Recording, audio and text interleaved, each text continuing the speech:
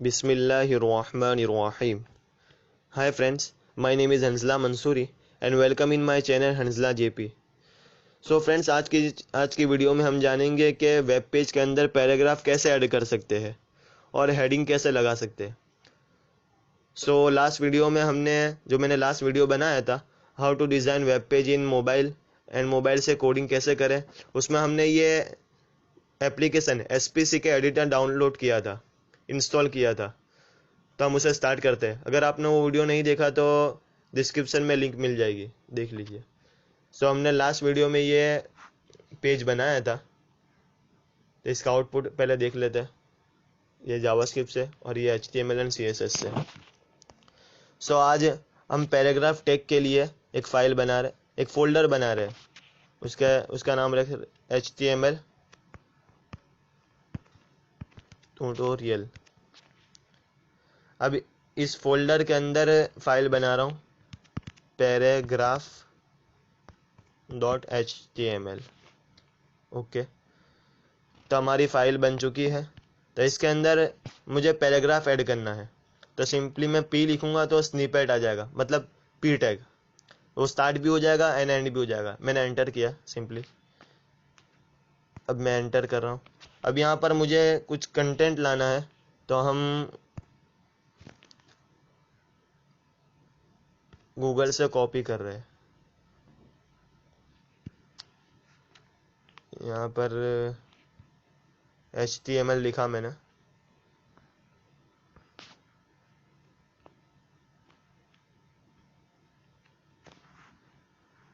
मेरी screen recording start है, इसलिए थोड़ा वो हो रहा है.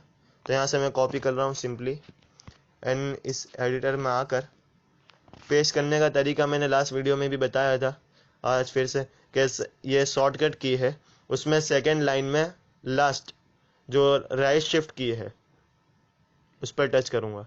और फिर से अब सेकंड लाइन में लास्ट सेकंड आइकन जो प्लस के पहले वाला आइकन है उस पर टच करूँगा तो पेस्ट हो जाएगा. तो हमारा कंटेंट पेस्ट हो चुका है. तो हमारा पैराग्राफ वेब पेज में आ चुका है. हम आउटपुट देख रहे हैं. कैसे देखा, तो ये ग्रीन जो ट्राइंगल है उस पर टच किया तो ये ऑटो सेव होता है. तो हम लिखते ऐसे ही सेव हो जाता है, हमें सेव करने की ज़रूरत नहीं है. अब हमारा आउटपुट वेब पेज पर रेडी है. अब मैं चाहता हूँ कि जो थर्ड लाइन में लिखा है design to be displayed in a web browser, तो ये नेक्स्ट लाइन में है. तो मैं यहाँ पर एंटर कर रहा हूँ. यहाँ पर मैं जितने भी एंटर करूँ लेकिन आउटपुट में कुछ फ़र्क नहीं आएगा, क्योंकि वेब ब्राउज़र जितनी भी स्पेस हो सिर्फ एक ही स्पेस को इंटरप्रेट करता है. मैंने बहुत सारे एंटर दिए थे, वहाँ पर बहुत सारी स्पेस दी थी लेकिन कुछ फ़र्क नहीं आया. तो यहाँ पर मुझे एक लाइन लीव करनी हो तो मुझे ब्रेक टैग ऐड करना है. ब्रेक टैग ऐड करना पड़ेगा, BR टैग. ये नेक्स्ट लाइन में आएगा. ये ब्राउज़र के बाद ये इट कैन बी असिस्टेंट, ये नेक्स्ट लाइन में आ गया. अगर मैं ब्रेक टैग को निकाल दूं तो इट पहला आता था, देखो आप. ये इट ब्राउज़र के बाद फुल स्टॉप के बाद इट यहाँ पर स्टार्ट हो रहा है, लेकिन मैं ब्रेक टैग रखूँगा तो नेक्स्ट लाइन में आएगा BR टैग. तो ये नेक्स्ट एक लाइन लीव हुई. अब ऐसा ही मैं फिर से एक और ब्रेक टैग लगा दूँ स्निपेट में सेकंड, तो ये दूसरा ब्रेक लगाया तो एक और ज़्यादा लाइन लीव होगी. अब मैं जितने ब्रेक टैग लगाऊंगा इतनी लाइन लीव होगी. ब्रेक टैग का मतलब ब्रेक कर देगा और कंटेंट को नेक्स्ट लाइन से स्टार्ट करेगा.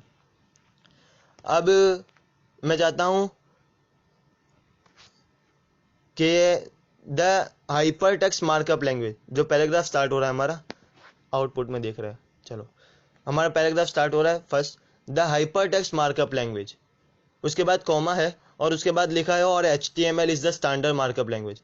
तो मैं चाहता हूँ और HTML वाला कंटेंट ज़्यादा स्पेस के बाद आए, तो हम यहाँ पर स्पेस दे रहे हैं. चलो, मैंने स्पेस दी, एंटर तक नहीं जाना, स्पेस दी. तो अब हम देखेंगे तो स्पेस तो सिर्फ ब्राउज़र एक ही इंटरप्रेट करेगा, जितनी भी स्पेस दे दें हम.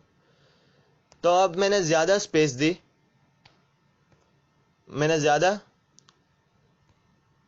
दी, लेकिन मुझे आउटपुट तो ऐसा ही मिल रहा है. तो मुझे क्या करना है प्री टैग स्टार्ट करना है एंड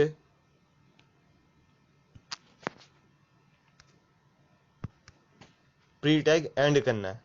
सो इससे क्या होगा, हम जैसा कंटेंट यहाँ पर लिखेंगे, जैसी स्पेस छोड़ेंगे, ऐसा ही कंटेंट ब्राउज़र इंटरप्रेट करेगा। सो देखो ये एक ही लाइन मांगा और मैं और से ज़्यादा स्पेस चाहता था, तो यहाँ पर मैं आपको फिर से ज़्यादा स्पेस लीव कर कर बता रहा हूँ, ऊपर और लेफ्ट शिफ्ट। तो यहाँ पर जितनी स्पेस यहाँ पर मैं लीव करूँगा उतनी स्पेस ब्राउज़र इंटरप्रेट कर लेगा। वरना अगर प्री टैग हम ऐड नहीं करेंगे तो जितनी भी स्पेस हम लीव करेंगे, लेकिन ब्राउज़र सिर्फ एक ही स्पेस इंटरप्रेट करता है। सो हम प्री टैग अब निकाल देते हैं। हमने जान लिया कि नेक्स्ट लाइन में कैसे लाएंगे, ब्रेक टैग से। और ये इसका प्री टैग का ज़्यादा यूज़ तो नहीं होता, लेकिन फिर भी आपको कभी यूज़ करना हो तो मैंने बता दिया। अब पैराग्राफ ऐड करना हमको आ गया। अब मैं चाहता हूँ कि हेडिंग, ये कंटेंट तो मैंने लिख दिया, ये कंटेंट मैंने लिख दिया, लेकिन इसके आगे की हेडिंग हो। तो हेडिंग टैग के हेडिंग के लिए क्या करेंगे, हम इसके लिए फिर से एक फाइल बना लेते हैं, हेडिंग अंडरस्कोर टैग .html।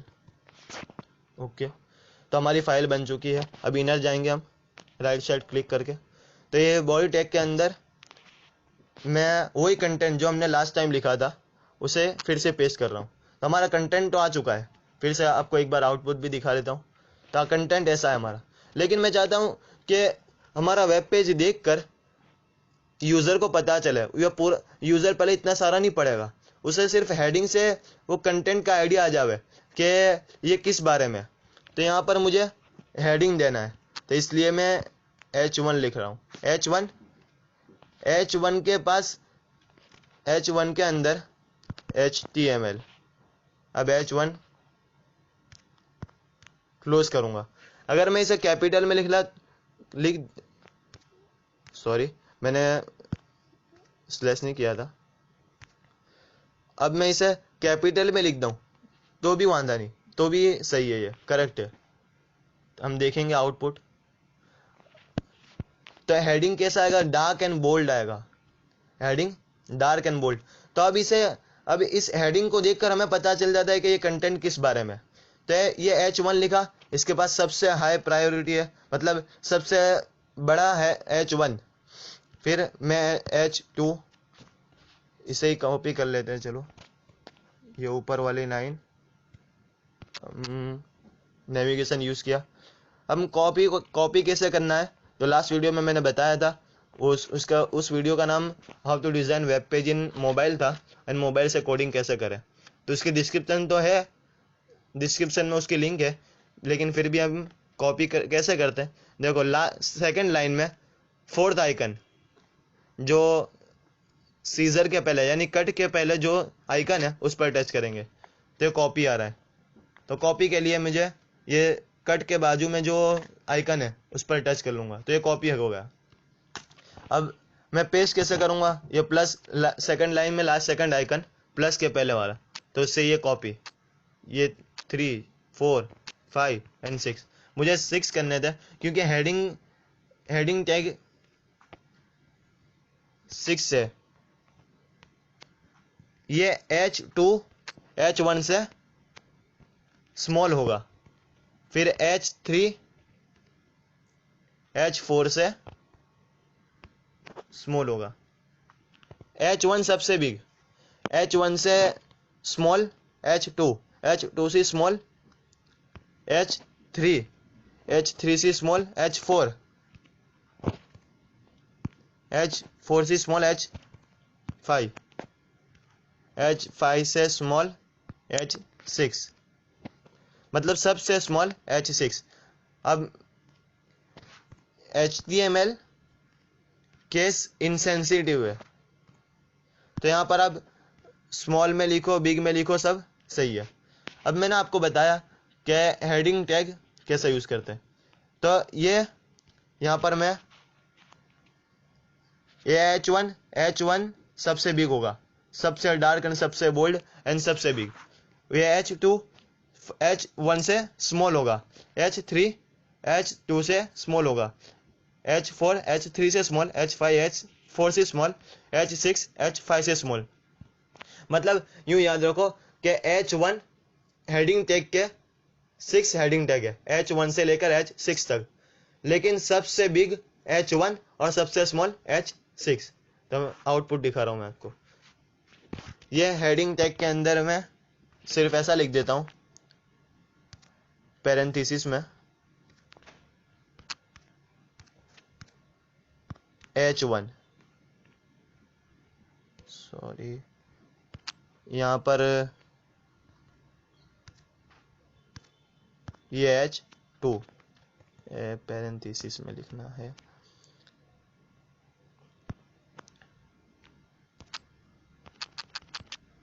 अब यहाँ पर H3, अब नीचे H4,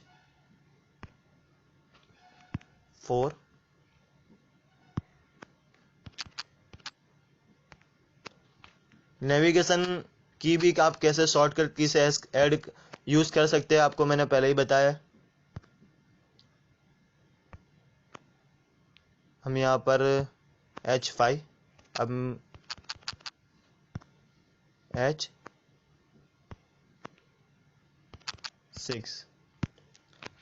तो आपको इससे आइडिया आ जाएगा। देखो H1 सबसे बिग, फिर H2 H1 से स्मॉल, फिर H3 H2 से भी स्मॉल, H4 H3 से भी स्मॉल, H5 H4 से भी स्मॉल, ने H6 H5 से भी स्मॉल। मतलब सबसे स्मॉल H6 एंड सबसे बिग H1। तो अब मैं यहाँ पर लिखता हूँ, एक फिर से पी टैग यूज करता हूँ, ऐसा नहीं करता, पी लिखूंगा तो स्निपेट आ जाएगा उसका। पी लिखा, अब सेकंड में है तो मैंने नेविगेशन की यूज की तो स्निपेट टच, तो ये आ गया पी। अब मैं चाहता हूं कि इंटरनेट की डेफिनेशन लिखूं। Internet is a network of network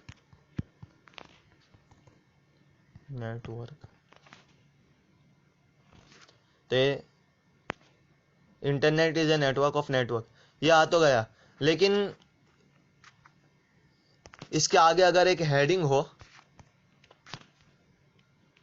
यहाँ पर H1 में या किसी में भी H5 H2 H3 जिसमें भी, के ये किसकी डेफिनेशन है। हम बुक में भी देखते हैं कि डेफिनेशन के आगे लिखा होता है, तो हेडिंग होगा। देखो ये सबसे नीचे हमारा आउटपुट है इंटरनेट, तो उसके बाद जो डेफिनेशन है हमें पता चल जाता है, सिर्फ हेडिंग को देखकर हमें पता चल जाता है कि इसके नीचे क्या कंटेंट होगा। सो आज की वीडियो में हमने heading tag and paragraph tag, फिर ब्रेक टैग कैसे और प्री टैग कैसे यूज करते हैं ऐसा जाना। So like and subscribe my channel. So हम अब देखते हैं attributes of heading tag and paragraph tag. तो H1 के अंदर हमें अलाइन लगाना है, मतलब ये जो आप पहले आउटपुट देख रहे हैं, ये हेडिंग ये लेफ्ट साइड है, लेकिन मैं चाहता हूँ कि ये सेंटर में आ जाए। ये हेड HTML जो H1 में है वो मैं चाहता हूँ कि सेंटर में आ जाए, तो उसके लिए मुझे एट्रीब्यूट यूज़ करना पड़ेगा, एट्रीब्यूट यूज़ करना होगा अलाइन। अलाइन क्या है? एट्रीब्यूट है। अब इस एट्रीब्यूट के बाद डबल कोट्स में वैल्यू आएगी, तो वैल्यू में सेंटर लिखूंगा मैं, तो HTML सेंटर में आ चुका है। अब मैं ये HTML जो 2 में है, यानी H2 हेडिंग 2 में जो है उसे अलाइन राइट कर रहा हूं। तो ये जो सेकंड HTML2 है, HTML H2 ये राइट साइड में आ गया। अब ये HTML3 है, उसे मैं लेफ्ट लिख रहा हूं, लेकिन लेफ्ट से कुछ फर्क नहीं पड़ेगा, हेडिंग के अंदर, क्योंकि बाय डिफ़ॉल्ट हेडिंग लेफ्ट ही होता है। जो पहले से हमारा हेडिंग स्टार्ट लेफ्ट से ही हुआ था और मैं लेफ्ट लिखूँगा तो भी वो लेफ्ट ही में रहेगा, मतलब बाय डिफ़ॉल्ट इसे लिखने की ज़रूरत नहीं है, लेकिन लिखेंगे तो भी कुछ एरर, HTML में कभी एरर नहीं आएगी। तो मैं निकाल देता हूँ। तो पता चल गया कि हेडिंग टैग का एक ही एट्रीब्यूट है, वो उसका नाम अलाइन है और उसकी 3 वैल्यू है। 3 वैल्यू हम रख सकते हैं, सेंटर, राइट और लेफ्ट। लेफ्ट भी हम कब यूज़ कर सकते, लेफ्ट के जब लेफ्ट मतलब बाय डिफ़ॉल्ट ही होता है। अलाइन है एक एट्रीब्यूट और उसके 3 वैल्यू है, लेफ्ट, सेंटर और left. Align right centre and left, ये हमें पता चल गया हेडिंग। लेकिन एक बात ये है कि HTML5 में अब हमें न अलाइन एट्रीब्यूट को यूज़ नहीं करते, क्योंकि ये एब्सोल्यूट हो गया है, मतलब ये निकल गया है। इसकी जगह पर हम CSS यूज़ करते हैं। और अब CSS कैसे यूज़ करना, वो जब CSS के ट्यूटोरियल बनाऊंगा तब आ जाएगा। अगर हम अलाइन एट्रीब्यूट यूज़ करेंगे तब भी कोई एरर नहीं आएगा, लेकिन HTML5 आया है, उसमें अलाइनमेंट को निकाल दिया है। अब हम पैराग्राफ टैग का एट्रीब्यूट देख रहे हैं। पैराग्राफ के अंदर ये ब्रेक निकाल रहा हूँ मैं। ब्रेक का क्या काम है आपको पता है, कि इससे न्यू लाइन में आएगा हमारा कंटेंट, नेक्स्ट कंटेंट, ब्रेक के बाद वाला। तो अब मैं पी टैग के अंदर अलाइन यूज़ कर रहा हूँ। इसका पी टैग का भी एट्रीब्यूट एक ही है, अलाइन, और उसकी वैल्यू भी सेंटर कर सकते हैं हम। तो ये सेंटर में आ गया। सेंटर के पहले आप पहले आउटपुट देख लो कैसा था। हमारा ऐसा आउटपुट था लेफ्ट साइड से, लेकिन जब मैं सेंटर कर रहा हूँ, align equals to double quotes में सेंटर, तो हमारा आउटपुट सेंटर में आ रहा है। थोड़ी लेफ्ट साइड से और थोड़ी राइट साइड से स्पेस लीव हो गई। अब मैं चाहता हूँ कि राइट साइड से आए, इसलिए हम अलाइन में राइट लिख रहे हैं, वैल्यू राइट कर दी, तो लेफ्ट साइड स्पेस छोड़ रहा है और राइट साइड में हमारा कंटेंट आ रहा है। अब लेफ्ट लिखूंगा तो वही हमारा बाय डिफ़ॉल्ट जो कंटेंट था पहले, जो लेफ्ट साइड से स्टार्ट होगा, वही का वही आएगा। लेफ्ट लिखो ना लिखो, बाय डिफ़ॉल्ट लेफ्ट ही रहेगा। अब अलाइन एट्रीब्यूट में पैराग्राफ के लिए एक और वैल्यू है, वो है जस्टिफाई। जस्टिफाई क्या करता है कि हमारे कंटेंट को जस्टिफाई करता है, यानी राइट साइड और लेफ्ट साइड दोनों की ऊपर से पूरी लाइन को जस्टिफाई करके आता है, मतलब आगे पीछे नहीं होता। देखो पहले मैं आपको लेफ्ट बताता हूं।